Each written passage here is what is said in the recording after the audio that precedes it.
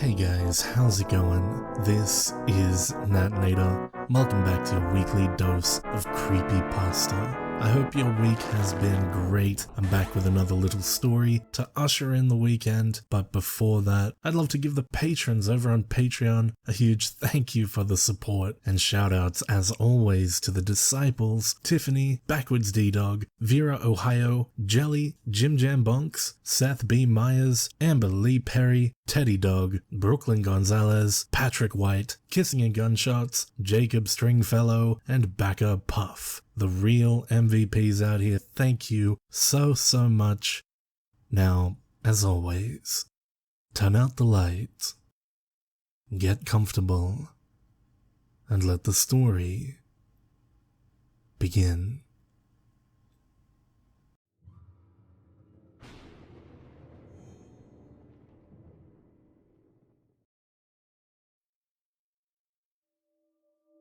I've been blind since birth. As I grew up, everything was described to me in such vivid detail that I didn't even realize why it was that important to see, especially having no reference point to compare it. We lived in a single-floor ranch house. That's what Father told me. In my mind, of course, I could see, although unlike how a sighted person could. I had spatial awareness. I knew where my bedroom was, where the bathroom, living room, and kitchen were. Each wall had its own texture. I don't know if that was done on purpose or if I could feel things others never noticed. I rarely fell over, only if Father or one of the visitors put something somewhere they shouldn't have. It was usually the visitors, and Father would shout. They visited infrequently, and only briefly when they did. Father said I shouldn't speak to them, that it unsettled him. He'd worry when I saw something he didn't, saw it with my ears or by touch. Ellie was the first. She seemed very sweet. She asked me my name and why my face was so messed up. She was in the living room. I could hear where she sat from her breaths, harsh nasal sounds, as if her nose was blocked. When Father had a cold, he'd always breathe through his mouth, big labored breaths, as he wasn't used to it. When people mentioned my face, I always touched it, trying to work out why it was so strange to them. When I asked if I could touch theirs, there was always a pause. I guess sighted people never did that. I mean, why would they need to? When I asked Ellie if I could touch her face, she reluctantly agreed, but moments later, Father entered the room and asked me who I was speaking to. I told him, nobody. He would always punish me when I spoke about them. I think it scared him. He'd take my arm and march me off. I'd be knocked off balance and disoriented, to the point where, when he finally set me down, my hands would frantically search my surroundings until I knew where I was. It was usually my bedroom, though every now and then he'd leave me outside, in the middle of nowhere. That was the worst. I'd be lost and scared. He told me about the road that ran in front of the house, and explained that the sounds I heard were cars, that they'd kill me if they touched me. Those sounds were my only means of recognizing my surroundings. I waited until I heard one, and then I knew which way to run back to the house. I heard Ellie that evening. She whispered to me, saying she was scared. I whispered back, but she didn't hear. I asked Father about Ellie. He didn't want to talk about her. I asked him why. He didn't reply. When I told him that she asked about my face, he asked about how I responded. I told him I wanted to touch hers. He laughed, though. I knew he wasn't happy. I could hear the difference. When you laugh for pleasure, your mouth is wide open. When you pretend, your mouth is almost closed. To me, the difference is obvious. It wasn't until I was older that he explained. He said we lived in a special place, connected to the other world. that sometimes dead people slip through, people who died in pain and wanted to reach the living. He explained that because I couldn't see, I was able to tune into that. They knew I was listening when others weren't. He said I had to ignore it. Otherwise, he told me, they'd latch on and never leave me. All the dead want is to be alive again, he said. It was dangerous, and they would trick me. He said he knew how to deal with them, but he couldn't help if they became attached to me. Alex appeared to me a few years later. She told me she was lost and didn't know where she was. I told her I wasn't allowed to speak to her. Still, she pleaded for help. I kept quiet, knowing what would happen if I said anything. "Did you speak to them?" Father asked. Although I was upset, I told him no. I wished I could help her. I knew what it was like to be lost, and it scared me. Alex didn't whisper to me at all. I'd ignored her, and she ignored me. Father saved me, and I was thankful. After Alex, I knew what I needed to do, so I did it. The spirit stopped bothering me after that, for a very long time. That was until Sarah appeared. Sarah didn't give me a chance to be quiet. I was on my own, sitting in the living room, listening to the television. "Help," she said. "I need to find a way out." I stayed silent. You can hear me, can't you?" she asked, surprised. "I'm not allowed to speak to you," I told her. Please," she begged. "I'm scared. I'm lost. I want to see my daddy." I gripped the arms of the chair and told her I wasn't allowed. "He's dead," she said. I didn't answer. "Your father is dead," she said again. I wasn't going to fall for it. I heard banging from around the room as things began to fly, and the shelves began to shake. "Stop it," I shouted, and it did. "Please help me leave," she said.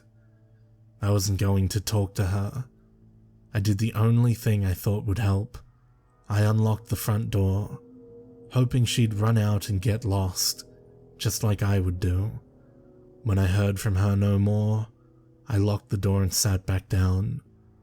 I listened intently for any signs she was still there. Except for the sounds of the TV, it was silent. I hated when my heart raced. I became all too aware of the tick-tock feeling of the rise and fall within my chest, like it was about to explode. When I heard my father's voice, I screamed. "Son," he said, "I need your help. I think I'm dying." I did what he told me to do. I didn't speak. If he did die, he'd never leave me. Instead, I raced out into the open air and shouted for help. I shouted until my voice was hoarse. I heard the sounds of cars racing along the road in front of my house. I shouted until I heard someone respond. It was a woman. "What's wrong?" they asked. I told them I thought my father was dying. They asked what had happened to my face. I pleaded with them to help me, and they promised they would. I sat down on the grass and waited. Sometime later, the woman returned to me and asked if she could hold my hand. "I'm so sorry," she told me. I heard the sounds of sirens and of people rushing. I asked what was going on. The woman said she was there for me. As the noise died down, a man asked me a question. "I'm a paramedic," he said. "What happened to your face?" I told him I was fine. He asked if I was sure, and I told him I was. He asked if I minded him touching my face. I said it was okay. A moment later, I felt a pressure release from around my forehead, and the air felt cold against my skin. It sounded as if he were peeling an orange. I imagined that in my head and worried he'd expose my insides. I screamed and asked what he was doing. He told me everything was going to be okay, and the woman squeezed my hand, telling me to be brave. I didn't know what I was experiencing. I felt a tight pain within my head, like when you smash your shin against something hard, followed by something I've come to understand as bright. It hurt so much, I began to cry. What happened to your eyes? The paramedic asked. I said I was blind. He asked to check them. The pain returned when he examined them. Do you know him? The man asked the woman who had helped me. She told him that I'd been screaming for help and that she had come to my aid, but that she had never met me before. How long have you had your eye injury? He asked me. I told him I'd been blind from birth. He asked me if I could see his fingers. I told him no. He asked if I could open my eyes. I said I didn't know what he meant. He asked if he could open them for me. I didn't respond. Then I felt his fingers on my face, covered in something rubbery. Suddenly it became bright again. I screamed. He tried to calm me. The woman squeezed my hand again. I didn't know what was happening. Things I couldn't describe came to me. It was like it always was, but multiplied 100-fold, and so much more real. I carried on screaming as a fuzzy form came into view. Just breathe, okay? The paramedic said. Everything will be fine. When was the last time you saw?